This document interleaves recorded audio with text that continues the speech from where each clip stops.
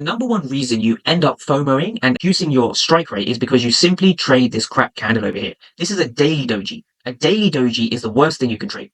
The first thing to understand is you want to be trading below the daily opening price. So the daily opening price is just here. So you want to be trading a key level or a fair value gap just below the daily opening. So this is essentially your level. This is step one of my process. I always want to see price coming into a 15-minute fair value gap. Step number two is I want to see price come below the daily opening into this 15-minute fair value gap. So if we continue to play price on, we want to see price firmly come into this fair value gap over here.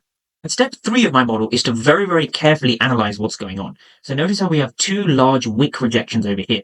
This indicates that sellers have tried to push price down, but they've failed to do so. So if we continue to play price on, we have a large kind of break above. So notice how we have a wick and a body resting within this region. This is what validates this as a potential long entry. So we want to be taking a limit order just at the level itself with a stop loss near this wick over here. These are protected areas as we're inside a 15-minute fair value gap. Now, I'm a bit of a conservative trader, so where you really want to be targeting is essentially the first area of imbalance.